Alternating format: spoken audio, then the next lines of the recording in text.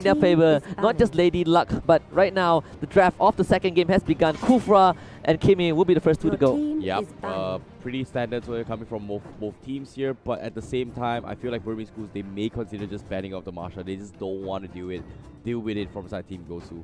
Yeah, and Kufra, we've only seen Kufra once, and we got to cast that game between RRQ and VFM, and Kufra was the tyrant that everyone feared. Got VFM one of the most dominating victories against RRQ. Kimi as well. We saw Kimi play earlier on, and by Candy comeback, it was devastating. Team Gosu had to fight with their lives to beat that Kimi lineup. And this time, Team Gosu, they'll take out the high loss as well. Yeah, speaking of the high lows here, Grok is going to be in the pool, but if they decide to just ban the Grok here, both teams are forced to play non-meta tanks here. But at the same time, Kaja is going to be in the pool as well. Damu's tank is not that great. Xbox is still Xbox for sure in the pool as well. And then we haven't seen Theresa at all anymore ever since the nerf.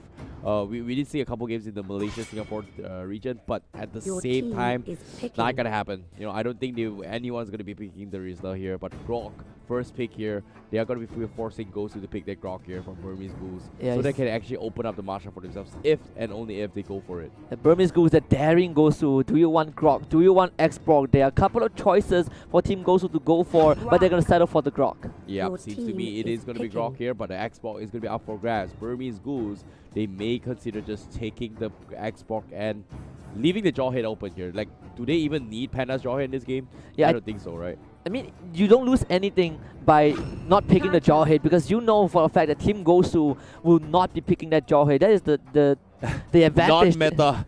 The advantage, of non-meta, the advantage that Burmese Ghouls has. You leave the Jawhead open, no one's going to pick it. You leave the Ministar open, no one's going to pick it. So for Burmese Ghouls, they are in a really sweet spot. Yeah, not to mention as well, Harif is kind of in pool. So the Minsitar, people would actually pick it if you actually decide to actually go for the Harif here. But looks like you were wrong. Seems to me Burmese Ghouls will prioritize on picking the Jawhead for Panda. Maybe just because they could consider like, hey, this could be an offlane Jawhead. It might be a tank Jawhead. It seems to me they are giving away the Xbox, throwing towards Team Gosu. It seems to me Burmese Ghouls, they're trying something new here. Yeah, this is generosity from Burmese Ghouls. They're giving away all these picks to Team Gosu because they are confident in Panda's Jawhead. And we've seen Panda's Jawhead doing absolutely amazing. And now maybe, like you say, they might try something. We have talked about Kagura since day one. We have not seen that just yet. Zax at one point could be the annoying mage that, you know, if you fall back to the very niche pool, you might consider it, but we have not seen it just yet. Burmese Ghouls, though, they're toying with our feelings. They're hovering over that Zax, but I'm not putting too much money on it. Yeah, there we go. Harif for sure is a must pick here. It's kind of one of the strongest mage in terms of early aggression, especially if you want to fight against a Grok, right? But they have a Kaja available, so in terms of early aggression here, Burmese Ghouls, they have a very strong early lineup here, composition, just because they have a Jawhead, Kaja, and Harif. But at the same time, in terms of early as well, you have to put Xbox in the picture. One of the craziest, earliest offlaners that you can think of, especially on the fighter role. Yeah, and of course with the last insanity, a skill that everyone just fears. Xbox just gained so much with his Viagra armor as well.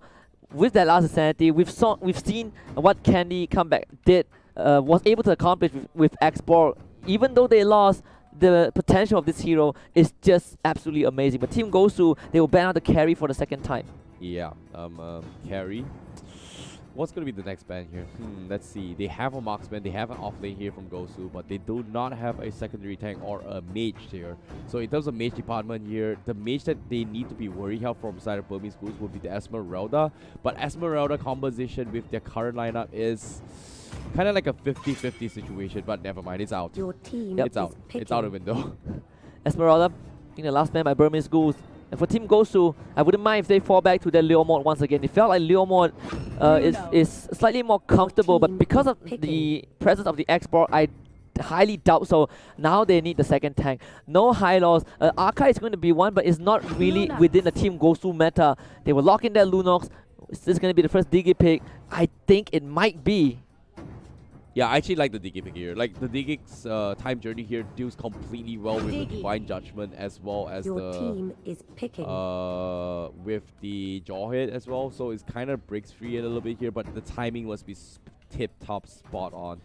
for him to actually pull it off. So it's all up towards Team Gosu's Digi to actually make those kind of mid 5v5 mid engagements here. But seeing how the Digi goes here, Burmese Ghouls, they took out Esmeralda. It immediately opens up the Digi. What do they pick here? They need a Franco. Yeah, Franco is great here. Like, the bike here is just completely shuts down whatever the Digi is trying to do. Yeah. But if and only if they go there for it. Seems to be Gato Kacha is going to be the objective here. So it's going to be an Ice Gato Kacha maybe? Yeah, the Gato Kacha, I actually like that pick. I believe Burmese Ghouls were the only one who played Gato Kacha again. Yeah. Another pick that you just don't normally see. And he doesn't completely disable what this Digi is trying to do, but he poses an extra layer of threat. Digi, with the time journey, great. But with Gato Kacha in it, you don't really want to clump up just for that Digi ultimate. So we'll see what Team Gosu has up their sleeves with this Digi pick. It could be the trump card that Kenray mentioned in the previous interview. Yeah, definitely here. But speaking of the trump cards here, I don't know, based on the drafts here, Burmese Ghouls seem to be playing a very risky draft, but at the same time, you know, like in normal pub games, I think like, hey, Jawhead, nope, not gonna happen. But after seeing Panda play it, there is hope. There is really strong hope. I'm sorry to say, you know, Panda is a beast on the Jawhead. He's proven it time and time again here. But Team Gosu, they're not giving up. Will they take game 2? We shall see, but who are you favoring more? I mean, statistically on paper, I would still go with Burmese Ghouls simply because they are just on another level. But Team Gosu has shown that in this brutal round robin format, you don't have much time, like half an hour to adapt to every series. Then being able to take a page out of the other 3 teams and use it against Burmese Ghouls, even in that loss, I think they emerged victorious in some aspect. Yeah, to a certain degree here, but you know, adapting is the key here. But ladies and gentlemen, here, this is gonna be game number 2 for Team Gosu going up against Burmese Ghouls. Team Gosu, we'll see if they do the same thing like game 1 as what Team Burmese Ghouls have done with those towers. I think that opening up the map has been one of the biggest success for Burmese Ghouls. The Team Gosu also found success with it, but early scuffle in the middle lane. Ice getting chunked out by the X-Block, but then rejuvenate, the revitalize, actually keeping everyone from Burmese Ghouls alive. Maybe does flicker in, but way too far forward, and maybe not such a good idea for that one. First blood over to Team Gosu. Overextension coming in from this Kaja. He flickered forward, expecting that the Grok is not going to be able to swing him here. The revitalized bottom of time here. Nicely done coming from Kenray, but unfortunately gets a mighty swing. Actually, it was Breezy who actually dropped the revitalize, so nicely done there coming from Team Gosu. Burmese Ghouls once again flexing a little bit too much and gets punished for it. Yeah, and I mean, fighting into a Kenray's export early on, maybe not the wisest idea for Burmese Ghouls. They kind of underestimated what Team Gosu was able to do in that small area, and they paid the price for it. The best part is, basically got the kill.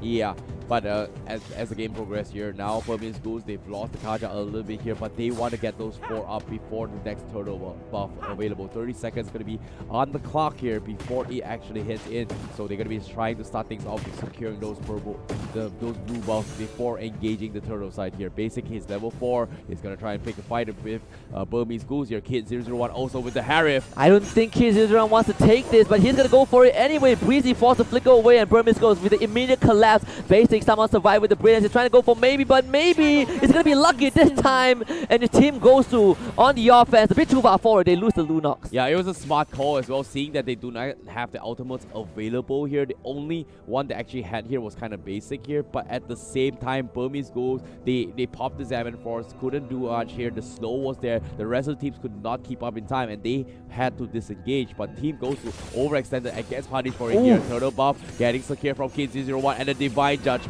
coming in. Very nicely done here, and that's why I'm talking about no 4 available. But if Breezy had that wall charge available, he could have maybe escaped here. Yeah, just maybe, but maybe has the Divine Judgment, so maybe he could have not. maybe not. Maybe next time. 50-50. But without that wild charge, there's definitely a 0 chance, and here comes Eyesight. Just a bit of damage onto Kenray, forcing out the last insanity from this X-Borg though. So both teams, a bit of over-aggression early on. That turtle going over to Burmese Ghouls is definitely a plus point. But we see what maybe wants to do again with the Kaja. Comes in, has a Divine Judgment, but this time Breezy was able to get away. Here comes Gato Kacha though. Ice doesn't want to let this go. A bit of overextension from Burmese Ghouls once again, but they still get the kill on the Grok. But now they need to go for the retreat. They lose the Gato Kacha. Team Gosu, they answer with 1. Yeah, definitely a worthy trade here, but at the same time, maybe overextend. If maybe they don't land those the punishment ring here, and he could not have actually just let him slide off here. Like he could have just lost Gato Gacha without it all the way through. But so nice team there coming from Burmese Ghouls. It was a little bit of overextension, but still they managed to capitalize on it, making it towards an equalized score to salvage their mistakes. I'm still waiting for Polo's Digi to show some effectiveness, but immediate dive from Burmese Ghouls to take down the tier 1 bot, forcing General away from his safe zone, and Burmese Ghouls were going to start pillaging Team Gosu's jungle. They're only going to find one camp because Team Gosu earlier on has been reaping those resources, but Burmese Ghouls with that slight goal lead to almost 2k is going to try and accelerate the game pace. Yep, Team Gosu now, they are 3k behind Burmese Ghouls this time. They will be on the deficit, and Burmese Ghouls, seems to me, they're not too happy with the game number 1. As they were on the losing edge, on the losing edge on game number 1 from the start of the game, but now they want to scale in terms of economy now. And Team Gosu, they have shown that they can play from behind against Candy Comeback. Both games they were playing from a really big deficit and still managed to win up, but immediately Kid 001 sees the opportunity to go on to General and will go for a solo kill!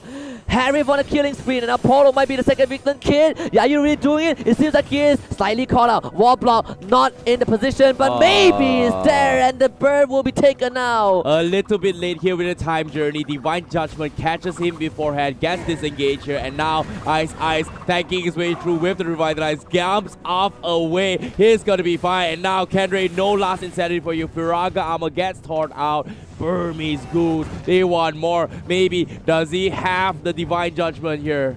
Yeah, maybe just perfect, and of course Polo not quick enough on the trigger finger, gets caught out by the Kaja. Burmese Ghouls, they went from 1 kill to 3 kills in total. Because of that, right now the map is blown wide open. 4k goal lead for the red team. Yep, 4k goal lead indeed here. Team Gosu, how would they reply this here? I was expecting the Digi to actually do more here. In Burmese Ghouls, they have an answer to that, and because of that, they're completely ignoring the power of what Time Journey is going to be doing here. But if one small mistake from Burmese Ghouls here, Team Gosu is going to capitalize this and punish them.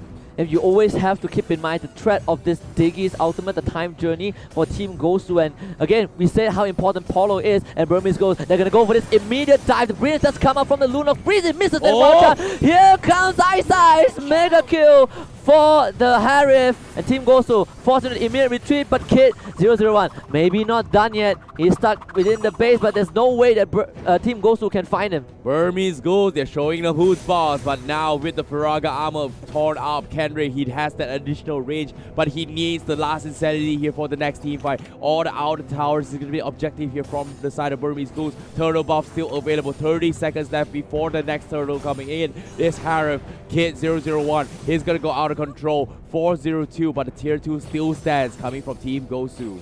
Yeah, and Kid 001 playing an amazing Harris so far, showing basic that he can also play that hero. In the previous game, Kid was on the Lunox, didn't really have the best game, but this time it's a role reversal. It's basic on the Lunox, 1, 2, and 1. Meanwhile, Kid is 4, 0, and 2. Burmese Ghouls, they are 7k ahead of Team Gosu. Yep, the tier 2 is up. Kid 001, he's just lost the turtle buff. What is he thinking? He zips it, dashes out, and he's gonna be fine. Here comes the rewind as well, but unfortunately to say, Kid 001 is a little bit too tacky. The turtle buff is gonna be the objective here, and A007 this time, he will be the one carrying the turtle buff just because his brand new Scarlet Phantom is available. So he's gonna crit like a truck. And maybe Team Gosu are going to bow out of this tournament without landing a single blow on Burmese Ghouls. Because the fight isn't over yet. You're still looking at Polo to make that miracle save, to make that miracle play for the team. Team Gosu, we've seen them play from behind. We know that they can play from behind. Burmese Ghouls are going to make it a bit hard for them because of all the pressures in all this lane. 90 seconds till the next floor. Burmese Ghouls, they're just going to wait patiently and get that objective when it comes up. Yep, they need the buff our Kid 001 here. They've pushed out the lanes here from side of Burmese Ghouls, and Team Gosu, they have to find a way to break through this formation. And now with the turtle buff, with the buffs as also stolen away from Team Gosu, without buffs here, I'm not sure how they're going to fight this, but they have to play this extremely smart because right now, Burmese Ghouls, they have a Queen's Wing up on Panda as well. And this is the most excruciating experience that any team can go through, being suffocated within your own base. No resources from the minion waves, no resources in the jungle. They can't even step out. Burmese Ghouls are just going to have a picnic on the Celestial Palace. Now they can go for that first siege on that high ground. We see Team Gosu can hold this. Breezy needs to make something happen as Eyesight jumps right in. Breezy immediately call out, cannot find the engage. Here comes the time journey to get the shutdown they have, and Team Gosu, they might be able to hold it. Gato Kaja has to get out. Ice retreats completely. Kaja though, Divine Jasmine, he finds the Claw. The Claw is now down. Jawhead though, Panda also sent back to the zoo for this one, so Team Gosu, they're still able to hold on. But they got a great taunt. A double kill for the Bruno. A007, can he really do this? Triple kill. It's against the Maniac, and he's gonna go for Breezy. No, Breezy does get out, but Burmese Ghouls, have they find that goal that Team Gosu has been desperately trying to keep away from them?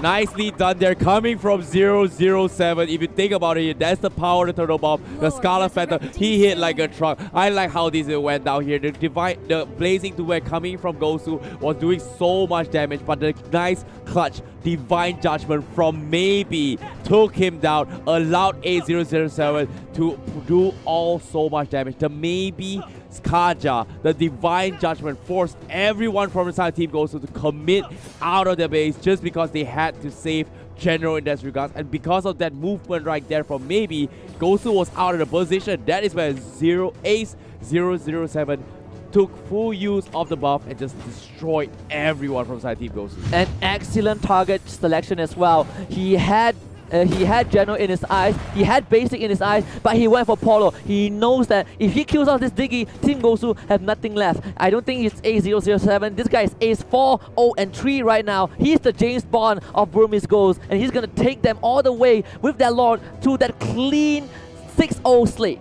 But it's not over yet here because Gosu Kenry just got his Queen's Wing. This Xbox is slowly but surely going to be one of the tankiest hero in this game in terms of sustainability. But you can see this Burmese Ghouls, they want to slow poke this game. Wait for the Lord. The Lord is going to be pushing from the top side of the lane. Burmese Ghouls, how are they doing here? With the Trunket up onto Mr. Kaja now. They need a nice Divine Judgment. Look at this Salmon Force being popped up. Team Gosu, they need to do the impossible right now. Kid jumps right in and maybe a big call out. Does not get the Divine Judgment off. So Team Gosu still survive on this. But Basic is call out. The last Insanity is an insane move from Team Gosu, but not in a good way. A General also call out as well. A007, James Bond, triple kill, and Burmese Ghouls looking for the 9-0 point. The clean sleep. Breezy is not going to escape this. The second Maniac, and A007 close things out. Burmese Ghouls 6-0, 9 points in Group B. Undefeated, they will be in the upper brackets in the playoff. Burmese Ghouls showing you who's boss. Myanmar Mobile Legends, definitely